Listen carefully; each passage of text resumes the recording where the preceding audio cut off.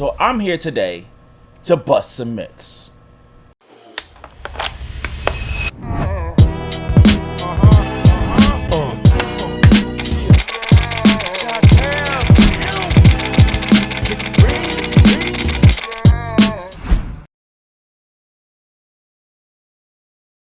So for the last year, I have constantly been told that you can't use frequency separation for beauty work. You have to use dodge and burn. You can't use that technique. You're gonna destroy the skin detail. That's bullshit. Rubbish. Poppycock. It's a farce. Here's an image I recently did using frequency separation as my main tool of skin retouching. I also covered this in my recent work stream. You can also go check that out. So notice how, though I did use dodge and burn, I mainly did it just for like the shadows and highlights. I didn't use it for the skin detail. Why? Because through trial and error, I figured out it's not essential. You don't need to use it. It's a lot of work for essentially the same result if you use frequency separation correctly. So don't believe the hype. There are several key points that make a beauty image great, if not spectacular. You need the right type of model because, yes, not every talent is great for beauty. They could be the most gorgeous person in the world, but they just may not have a face for beauty photography, or for beauty modeling in this case. You'll also need a keen makeup artist. They make your work so much easier in post. You need proper lighting, of course, and at least decent retouching skills. These are just the basics. Now let me break this down. What I personally look for in beauty work when it comes to talent are several things, several key things. They're not limited to this. These things aren't exclusive. These are just stuff that I personally look for. That is the jawline, the eyebrow type, the cheekbones, the eyelid type. Personally, I really like almond eyes, or the Several bad puns later. or upturned eyes. I also look for certain skin features such as freckles or beauty marks. I also look for lip fullness and not necessarily skin tone, but skin clarity. They have to have good skin. Otherwise, this is gonna make everything so much harder. Now, when it comes to makeup, even though I do prefer to have a makeup artist on set, personally for me, it's not necessary, but it's not something that I recommend going without. I highly recommend having a makeup artist on site, someone who's really good at doing beauty work in particular, and understands how lighting works with studio photography, because trust me, anybody who's been through this knows that if the makeup ain't applied correctly, they ask you how you are, you just have to say that you're fine when you're not really fine. That light is gonna completely wash it out. So having a dope MUA on set can make a massive difference, because not only does they make your job easier, like I mentioned before, but it can boost the confidence of your talent. And we all know having a confident talent in front of your camera can really make or break your image. It can make or break your entire production. So having that MUA kind of has a psychological effect on the production too. Now, sometimes there is a bit of a saving grace. A lot of models that I have personally worked with know how to do their own makeup. So if it's a situation where I can't get one of my makeup artists to come on set, the models usually know how to do their own makeup, and they know how to do it well enough to where once I get it in post, it's clear skies.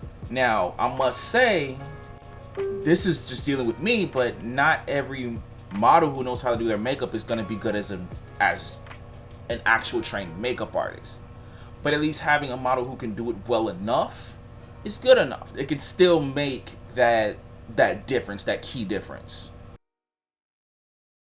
I cannot stress enough how much a difference lighting will make. And this is just from trial and error. This isn't from me watching it on another YouTube channel or anything like that. This is just for me doing it.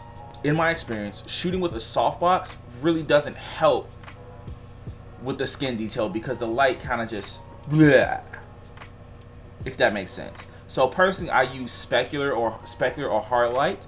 That way I can really get those shadows that really come over the skin texture. I know that really doesn't make sense. Let me rewind that. Having powerful lights is a must. It just is. Depending on your lens, you could be shooting anywhere from f5.6 to f14.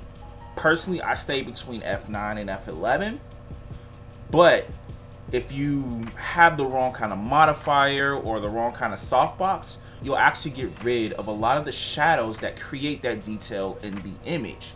So personally, I use an umbrella. I use a silver umbrella, or I use a hard light, or I'll use a big white surface. I'll bounce, as you've seen in some of my previous videos, I'll bounce a light off the wall and bam. And then that'll still give me the details in the skin that I need. Now, last for the fun part, the actual retouching, which you guys came here for. So let's get into it, shall we? So as you guys can see here, it's a pretty bare image, very light, natural makeup. And like I said, this is where we had the highlighter put in here. We had a little bit put in here, right as you can see, right in this collarbone here and in these cheekbones. We also had a little bit on the nose and right up in here on the forehead.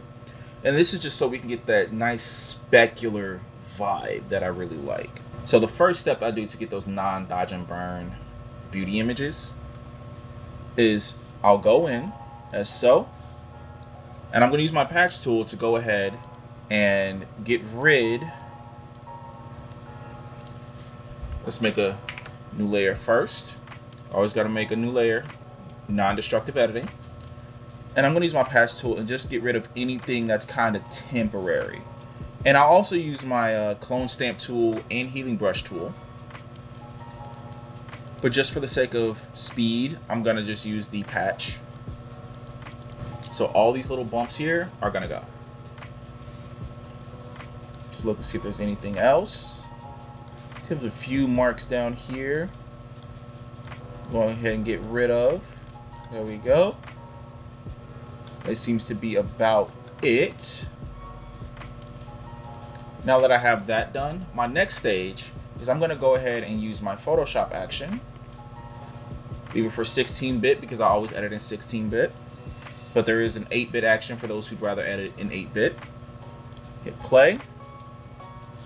Now, here is where the trick comes in. This is where a lot of people get frequency separation messed up, is they don't adjust their blur layer properly. Frequency separation is designed to separate both the tones and the textures of the image.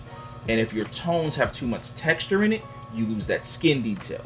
So the object is to adjust your blur enough to where you get minimal detail. So in this case, I use my blur layer to really mainly just even out the skin tones and get rid of any like discoloration. So right now you see it's at 8 pixels and we can still see a large amount of her details in her highlights. So 41, that's way too much. It's not enough detail. So generally for this type of image, I would go anywhere between 14 and 18. Let's see, 15, let's do 18. 18 is actually really good. So we're gonna hit that. And the beauty about it is if it's too much or it's too little, you can always just delete like so and just do it over. It's not that big of a deal. Now I'm going to get rid of my high frequency layer, which is our details, as you can see, and just bring out our tones. I'm going to go to the mixer brush tool. Now this is where everybody screams cardinal sin, but I'm going to blur these colors together.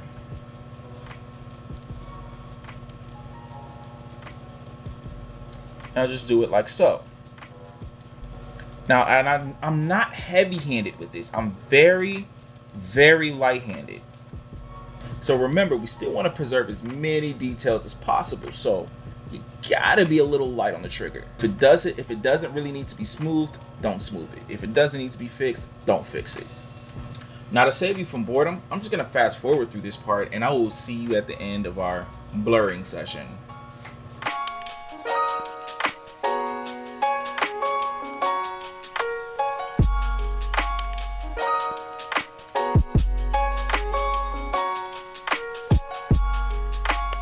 Okay, now you guys can see the difference. It's very, very minor. You don't need a lot. You don't want to blur too much and get rid of too much detail, but enough to where it kind of blends a little bit better. Now we're actually going to go into our actual detail layer, and we're going to use our clone stamp tool to kind of get rid of the rest of the little bit of stuff here. And notice how I really don't go over the highlights too much. As you can see, with the neckline's gone, we're going to cut it in and off. And you can see the difference. They're very, very minor. But with an image like this, you don't need to do too much. But we use frequency separation and we still maintained our skin detail. Not much, if any, was lost.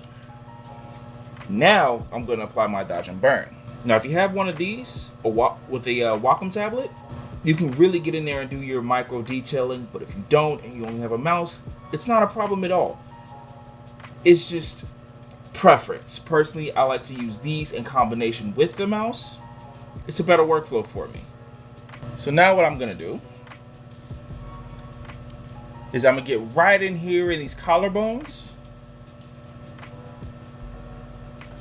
Make sure I'm actually on my brush.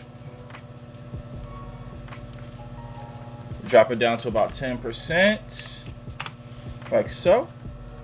And I'm just gonna go ahead and lightly color these in where we would have those shadows. Be sure to make sure you're on white and not black like I just did. We'll lightly color those in, nothing too heavy.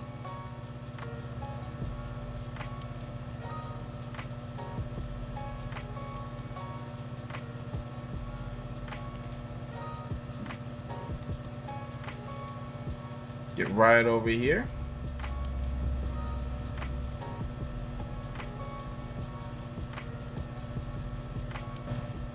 And now we're going to do the same thing for our dodge layer. We're going to go ahead and hit all these little highlight points,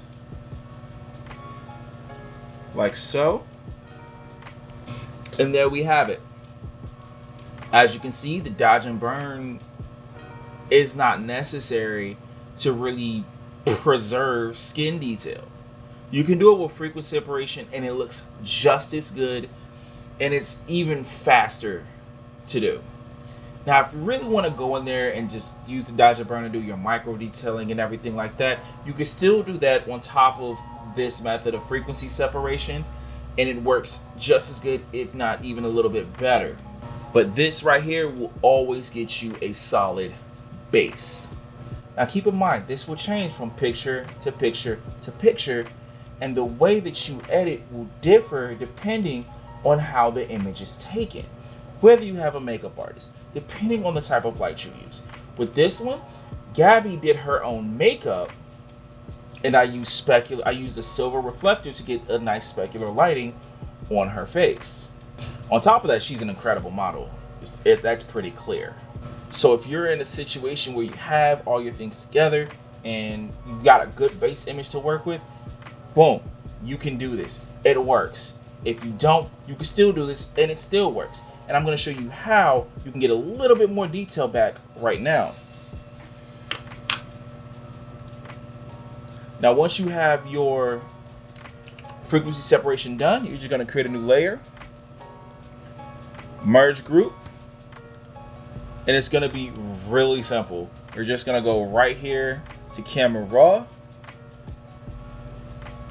We're just going to boost the texture in her skin. So as you can see, right where it was dark, there really wasn't too much detail, but now we have a lot more. And all we did was plus it by 37. And we're gonna go ahead and click OK. Now this part can be more to your liking. Personally, it was already enough in the highlights for me. So I'm just gonna go ahead and use my layer mask and get rid of all the extra detail that I just put in the highlights. Make sure my brush is at 100.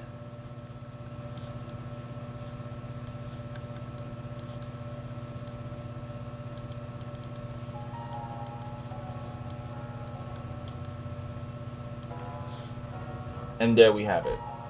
So don't ever let somebody tell you that something is not possible in Photoshop. There's always a way to do it, especially with photography. If you shot it right, you can pull it off without question. So that's the end of this video, guys. I hope it served you well. I hope you learned something. So please like, comment, subscribe, hit the bell icon, all that lovely jazz. It really helps my channel as I'm really trying to get this thing pushed. So with that, I'll see you guys in the next video. All right? Peace.